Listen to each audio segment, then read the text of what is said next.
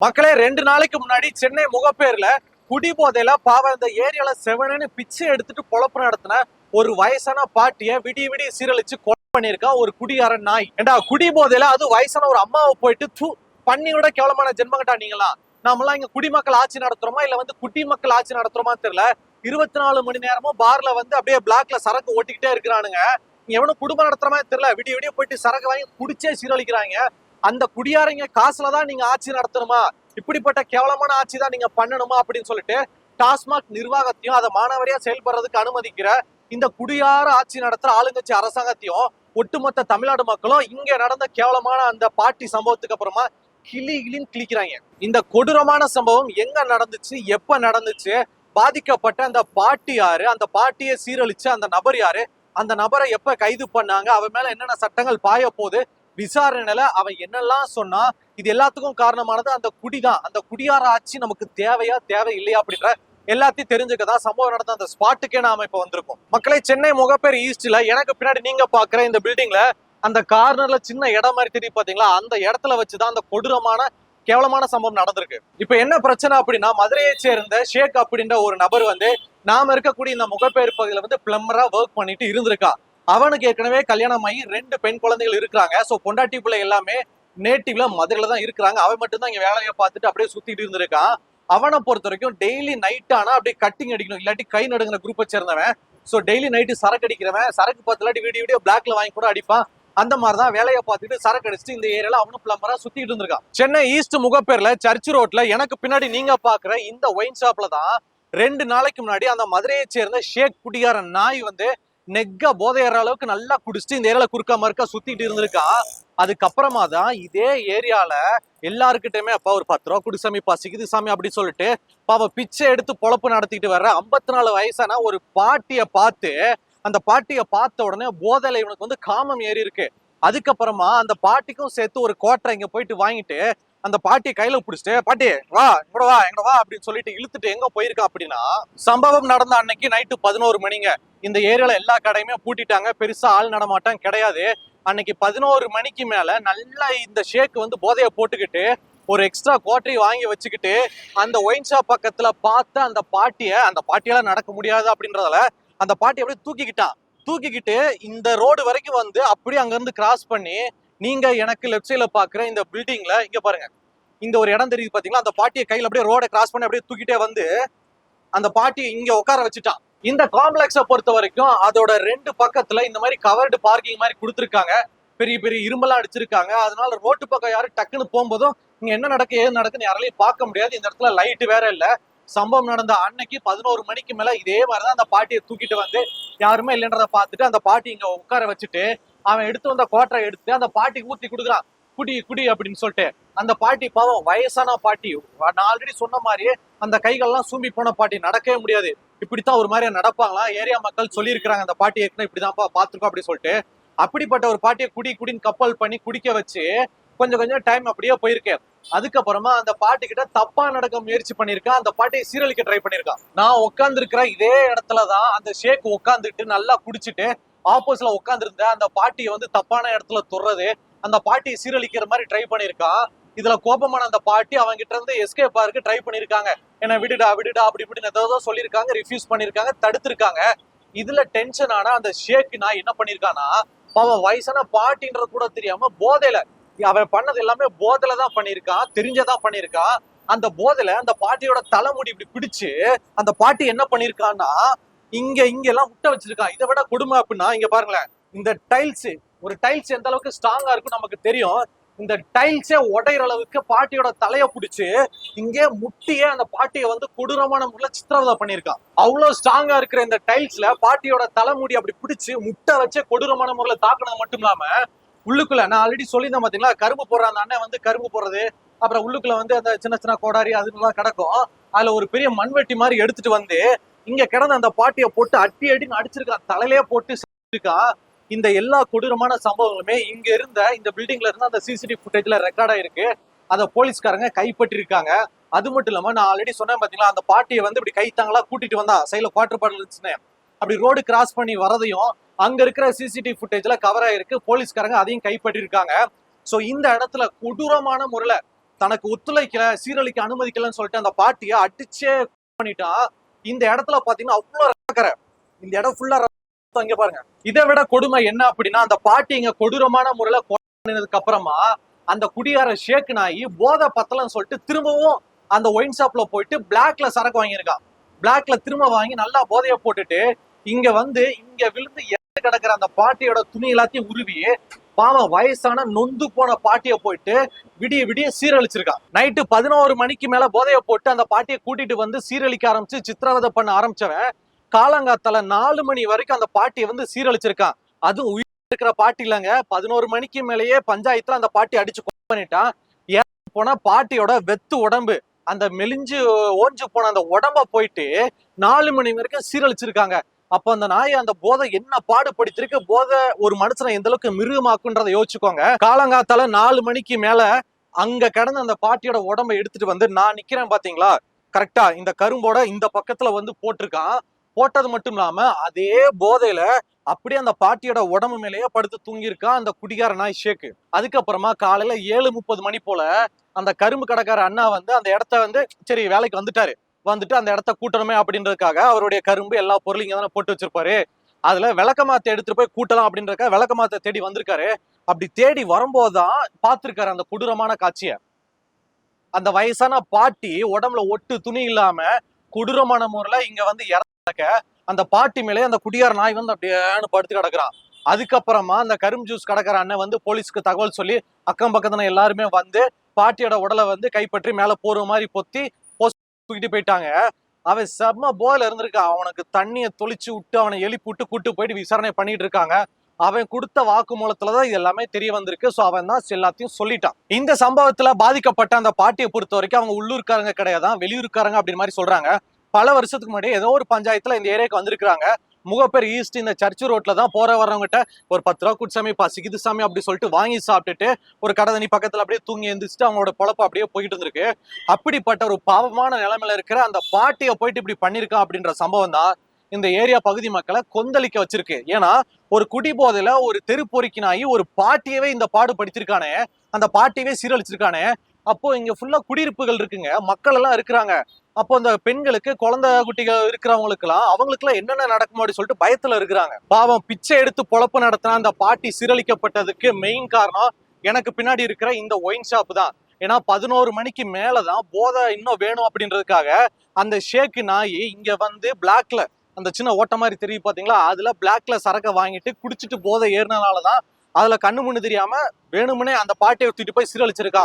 ஒருவேளை 10 மணியோட ஒயின் ஷாப்பை க்ளோஸ் பண்ணணும்ல, 10 மணியோட உள்ள ஷட்டரை சாத்துவாங்களே, அதே மாதிரி உள்ள வேலை பார்க்குற ஆளுங்க ஷட்டரை சாத்திட்டு வீட்டுக்கு போனோம்ல, அதை பண்ணாம 10 மணிக்கு மேல தனியா எங்களை பிளாக்ல வித்த காரணம் தான் இது எல்லாத்துக்குமே காரணம். இந்த பிரச்சனைக்கு காரணமான இந்த ஒயின் ஷாப்போட கேட்ல இந்த ஒரு ஓட்டையை பார்க்கலாம். இது வந்து தெரியாம போட்ட ஓட்டையில தெரிஞ்சே போட்ட ஓட்டை. தமிழ்நாட்டுல இருக்கிற எல்லா மதுபான கடை டாஸ்மார்க்கோட வாசல் இருக்கிற கேட்ல இந்த ஓட்டையை போட்டிருப்பாங்க.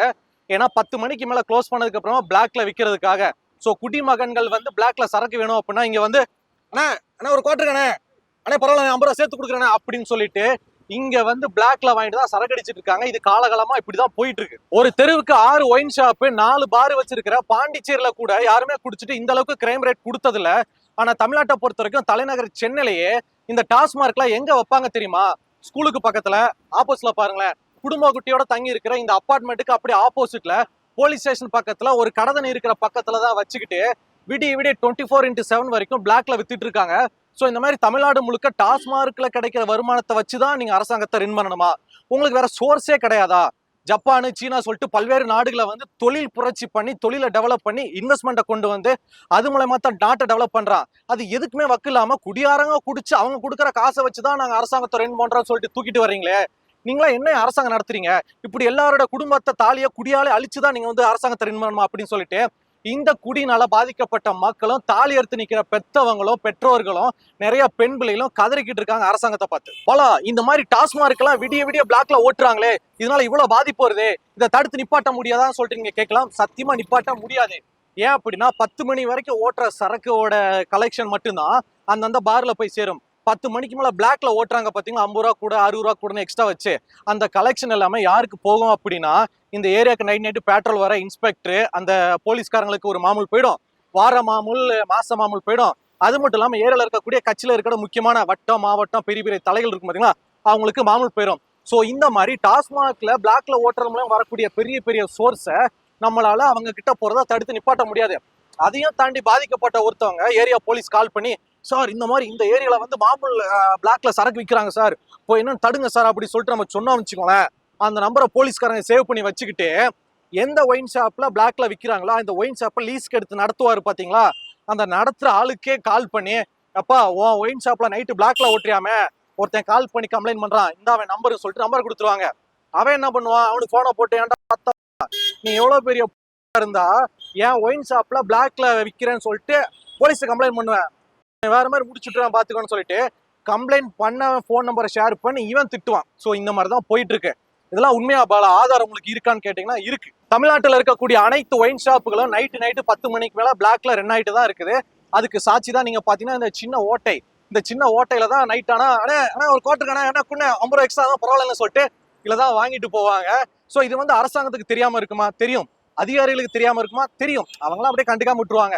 ஏன்னா ஒட்டுமொத்த தமிழ்நாட்டுல பிளாக்ல போகக்கூடிய அந்த சரக்குல இருந்து வரக்கூடிய எக்ஸஸான வருமானம் அதிகாரிகளுக்கு, போலீசார்களுக்கு, வட்டம் மாவட்டம் முக்கியமான தலைகள்னு சொல்லிட்டு எல்லாருக்குமே கப்பம் கட்டப்பட்டு வருது. ஸோ அப்படி இருக்கும்போது அந்த மெயின் அந்த எக்ஸஸா வரக்கூடிய வருமானத்தை அவங்க எப்படி வேண்டாம்னு சொல்லுவாங்க? எல்லாருக்கும் காசானாங்க முக்கியம். எவன் குடும்பம் போய் குஷ்டு அவன் வந்து சீரழிஞ்சு எனக்கு என்ன, எவன் கொண்டாட்டி தாலி எத்தனை எனக்கு என்ன, எனக்கு தேவை வருமானம் அப்படின்னு சொல்லிட்டு அவங்க அப்படிதான் இருப்பாங்க. 2 நாளைக்கு முன்னாடி இங்க நடந்த சம்பவம் மட்டும் இல்லங்க, தமிழ்நாட்டை பொறுத்த வரைக்கும் கடந்த 5 வருஷமா நீங்க எந்த கிரைம் ரேட்டை எடுத்துக்கிட்டாலுமே அது எல்லாத்துலயும் 180% குடி போதல கஞ்சா போதல நடந்ததா தான் இருக்கும். சோ அரசாங்கமும் காவல்துறையும் பெரிய பெரிய மந்திரிகளும் இந்த கஞ்சா புழக்கம் மது புழக்கத்தை அவங்க நினைச்சா நிப்பாட்டலாம், ஆனா நிப்பாட்ட மாட்டாங்க. ஏன் அப்படின்னா நான் ஆல்ரெடி சொன்ன மாதிரி தான் நிறைய சொல்லிட்டேன். இதை வச்சு அவங்களுக்கு வந்து கல்லா கட்டுது, பாக்கெட்டை வந்து நிறைஞ்சுக்கிட்டு இருக்கு. அதனால அவங்களுக்கு கிடைக்கிற லட்சுமி வந்து விட மாட்டாங்க. எவன் குடி கட்டா எனக்கு என்ன, எவ வந்து தாலி அறுத்துனா எனக்கு என்னன்னு சொல்லிட்டு அவங்க எல்லாத்தையும் பண்ணிக்கிட்டு தான் இருப்பாங்க. சோ திருந்த வேண்டியது மக்களாகிய நாம தான். அவன் 24 மணி நேரமும் திறந்து வைப்பான். குடிக்கிற நமக்கு எங்க போச்சு அறிவு? வேலையை முடிச்சுட்டு என்னைக்காச்சும் குடிக்கிறது ஓகே, டெய்லி போயிட்டு சரக்கு போடணும், டெய்லி கட்டிங் பகல்லையும் போடணும், போதை பத்தல பிளாக்ல போய் வாங்கி சரக்கடி அப்படின்னு சொல்லிட்டு மானவாரியா போய் குடிச்சிட்டு சீரழிஞ்சு கிட்னி ஃபெயிலியர் ஆகி செத்து போய் குடும்பத்தை நடுத்தரல விடுற நமக்கு எங்க போச்சு அறிவு? நாம முதல்ல திருந்தணும் வச்சுக்கோங்களேன். நம்ம கிட்ட இருந்து காசு போகாம அவங்க எல்லாருமே அடுத்தடுத்த வேலைகளை பண்ண ஆரம்பிச்சிருவாங்க. டாஸ்மார்க் தான் பெரிய வருமானம், மதுபானத்துல இருந்து கிடைக்கக்கூடிய ஃபண்டை வச்சுதான் தமிழ்நாடே அரசாங்கம் இயங்குன்னு சொல்லிட்டு ஒரு உருட்டிக்கிட்டு இருக்காங்க. அரசாங்கம் நினைச்சிச்சுன்னு வச்சுக்கோங்களேன், அவங்க ஃபண்டை எப்படி வேணாலும் ரெடி பண்ணலாம். வெளிநாடு முதலீடுகள், இங்க தொழில் உற்பத்தியை பெருக்கிறது, ஏற்றுமதி இறக்குமதி எப்படி வேணாலும் பண்ணலாங்க. ஏன் ஜப்பானு, சீனா, பெரிய பெரிய நாடுகள் எடுத்துக்கோங்க, வளர்ந்த நாடுகள், அவங்க எல்லாருமே என்ன ஒயின் ஷாப்பை வச்சு கஞ்சாவை வித்துக்கிட்டா சம்பாதிச்சுக்கிட்டு இருக்காங்க. அவங்க நாட்டுக்கு தொழில் புரட்சி, தொழில் வளர்ச்சி, அணுகுண்டை போட்டாலும் வெளியே வந்து மீண்டு வந்து நம்பர் 1 இருக்கிறாங்க. அப்போ பண்ணணும் எப்படி வேணாலும் பண்ணலாம். அதை எல்லாத்தையும் பண்ணாம அரசாங்க கஜானால இருக்கிற காசை அந்த திட்டம் இந்த திட்டம் இது அறிமுகம் சொல்லிட்டு எல்லா திட்டத்தையும் செயல்படுத்துற மாதிரி செயல்படுத்திட்டு அதுல இருந்து காசு ஆட்டைய போட்டு மினிஸ்டர்ஸ் பாக்கெட்டுக்குள்ள போட்டுக்கிறாங்க. 500 கோடியில ஒரு திட்டம் ஆரம்பிக்கிறோம் அப்படின்னா 300 கோடி தான் போகும், மிச்சம் 200 கோடி அப்படி இப்படி ஆட்டையை போட்டு உள்ள வச்சுப்பாங்க. எப்படி நாடு முன்னேறும்? அப்ப ஷார்டேஜ் ஆகுது. அதை ஃபில் பண்றது எதுக்கு? இந்த மாதிரி ஒயின் ஷாப்ல இருந்து. இப்ப புரியுதா தமிழ்நாடு மக்கள் எப்படி நாசமா போய்கிட்டு இருக்கோன்னு? என்ன பாலா, இந்த செய்தி ஆரம்பிச்சுல இருந்து ஆளுங்கட்சி குற்றம் சாட்டிக்கிட்டு இருக்கீங்க, அமைச்சர்கள்லாம் வேற மாதிரி பேசிக்கிட்டு இருக்கீங்க, திமுக பத்தி ஒரு மாதிரியா சொல்றீங்க. என்ன எதிர்கட்சியா, டிவிக்கேவா, எவ்வளவு காசு வாங்குவீங்க விஜய் கிட்ட இருந்து? நீங்க அணிலா அப்படி சொல்லிட்டு நீங்க வந்து கலாய்க்கலாம். கொஞ்சம் யோசிச்சு பாருங்களேன். 11 மணிக்கு மேல ஒரு பார்ல பிளாக்ல சரக்கு வாங்கிட்டு வந்து பாவம் நடக்க முடியாத ஒரு வயசான பாட்டியை தூக்கிட்டு வந்து இங்க ஒருத்தன் போதல சீரழிச்சிருக்கான். சரிங்களா? அப்படி இருக்கும்போது இங்க நிறைய குடியிருப்புகள் இருக்காங்க, மக்கள் இருக்காங்க. இந்த செய்தியை பாக்குற நீங்க கூட இந்த அண்ணா நகர் இந்த முகப்பேர்ல இருக்கலாம். நீங்க உங்க வீட்டுக்காரமோட சம்சாரத்தோட உங்க வீட்டுல இருக்கிற பொம்பளையால் கூட வரும்போது இந்த பாட்டிக்கு நடந்த கொடுமை நம்ம வீட்டு பெண்களுக்கும் நடக்காதுன்னு என்ன நிச்சயம்? போதை வந்து இன்னாரெல்லாம் பார்க்காதுங்க. போதை எவன வேணாலும் எப்படி வேணாலும் பண்ணும்.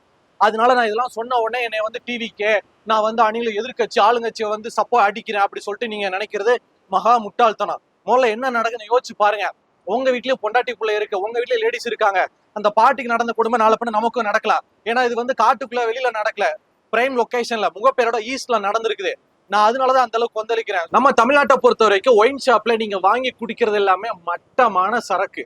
ஏன்னா அந்த சரக்கை தயாரிக்கிறது எல்லாருமே ஒரு சில ஆளுங்கட்சியோட மினிஸ்டர்ஸ் பினாமி அவங்க பேர்ல அந்த சரக்கோட அந்த ஃபேக்டரியே இருக்குது. மட்டமான பீரை தயாரிக்கிறவங்க தான், மட்டமான சரக்கை தயாரிக்கிறவங்க அவங்க தான். இன்டர்நேஷனல் நிறைய சரக்கு இருக்கு தெரியுமா பீர்ல. பட்வைசர் மேக்னா, பட்வைசர் எம்பையர், அது மட்டும் இல்லாம ஹெனிகேன்னு சொல்லிட்டு இந்த மாதிரியான பீர்லாம் தமிழ்நாட்டுல கிடையவே கிடையாது. ஏன் சொல்லுங்க? ஏன்னா அந்த இன்டர்நேஷனல் பிராண்டுக்கார தமிழ்நாட்டுக்குள்ள வந்து விற்கணும் அப்படின்னா அவங்கிட்ட நம்ம அமைச்சர்கள் கமிஷன் கேட்டிருக்காங்க. பீர் இத்தனை பீர் வந்து வித்துக்கோ, ஆனா இத்தனை பீருக்கு வந்து கமிஷன் நீங்க வந்து எங்களுக்கு கப்பம் கட்டு அப்படின்னு சொல்லிட்டு அவன் சொல்லிட்டான், எப்பா நான் எல்லாம் உலக லெவல் இன்டர்நேஷனலு, உன் தமிழ்நாட்டுக்குள்ள நீ விற்கிறதுக்கே நீ கமிஷன் கேட்கிற, உன்கிட்ட கமிஷன் கொடுத்துதான் என் பீரை விற்கணும் அவசியம் கிடையாதுன்னு சொல்லிட்டு அந்த ஹெனிகேனு, பட்வைசர் மேக்னு அவெல்லாம் கிளம்பி போயிட்டா. பாண்டிச்சேரியில மட்டும்தான் அதெல்லாம் கிடைக்கும். ஸோ காசு காசு காசு காசு, எங்க பார்த்தாலும் காசு, ஒயின் ஷாப்ல காசு, பிளாக்ல சரக்கு வித்தா காசு, ஊழல் காசு, திட்டத்தை செயல்படுத்த போறேன்னு அதுல இருந்து ஒரு 200 கோடி ரூபாய் அடிச்சு பாக்கெட்டுக்குள்ள போட்ட காசு சொல்லிட்டு இந்த அரசாங்கமும் அரசு அதிகாரிகளும் அமைச்சர்களும் காசு காசு காசு காசுன்னு இருக்கிறனாலதான் நம்மள மாதிரி மிடில் கிளாஸ் குடும்பங்கள் தாலி ஆத்துட்டு நடுத்தவரை ஐயோ அம்மான்னு கதறிட்டு கிடக்குறோம். நீங்க ஃபர்ஸ்ட் கூடி எப்ப நிப்பாட்டி திருந்துவீங்களோ அப்பதான் அவங்க திருந்துவாங்க. இந்த செய்தியில நான் சொன்ன கருத்து, என்னோட வேதனை ஆதங்கம் எல்லாமே இங்க இருக்கக்கூடிய மக்களோட வேதனை, மக்களோட ஆதங்கம் தான். ஏன்னா அந்த பாட்டிக்கு நடந்த கொடுமை நாளை பின்ன நம்ம வீட்டுக்கும் நடக்கலாம். ஒரு ஒயின் ஷாப் விடிய விடிய ரன் ஆகிட்டு இருக்கு, அதை வந்து க்ளோஸ் பண்ண மாட்டீங்களா? அரசாங்கம் ஒரு ஆக்ஷன் எடுக்க மாட்டீங்களா? ஒயின் ஷாப்போட வருமானத்துல வச்சுதான் நீங்க பொல போட்டணுமான்னு சொல்லிட்டு பாதிக்கப்பட்ட அந்த பாட்டியோட நிலைமையை நினைச்சு மக்கள் வருத்தப்பட்டு அரசாங்கத்துக்கிட்ட கேள்வி கேட்கிறாங்க. மக்களை, சம்பவம் நடந்த அந்த முகப்பேர்ல இந்த ஸ்பாட்டுக்கே வந்து எல்லா நியூஸையும் நான் உங்களுக்கு சொன்னேன். இந்த செய்தியை பத்தின உங்களுடைய கருத்துக்கள் என்ன? பாவம் போதையில பாட்டின் கூட பார்க்காம விடி விடி சீரழிச்சான் பாத்தீங்களா அந்த பண்ணையோட கேவலமானவன். அந்த நாய் உங்க கையில கிடைச்சா அவனுக்கு என்ன தண்டனைகள் கொடுப்பீங்க? இது எல்லாத்துக்கும் காரணமா அமைஞ்ச அந்த ஒயின் ஷாப்பை விடிய விடிய, அது ஒண்ணு மட்டும் இல்ல, தமிழ்நாடு முழுக்க ஒயின் ஷாப் விடிய விடிய பிளாக்ல தான் ஓடிக்கிட்டு இருக்கு. அது தெரிஞ்சும் கண்டும் காணாம அது மூலமா காசு பாக்குற அதிகாரிகளுக்கு என்ன தண்டனைகள் கொடுக்கலாம், அவங்க எப்ப திருந்துவாங்க அப்படின்ற உங்களுடைய கருத்துக்களை பாலாவகன் கூட சேர்ந்து கீழே கமெண்ட்ல தெரியப்படுத்துங்க.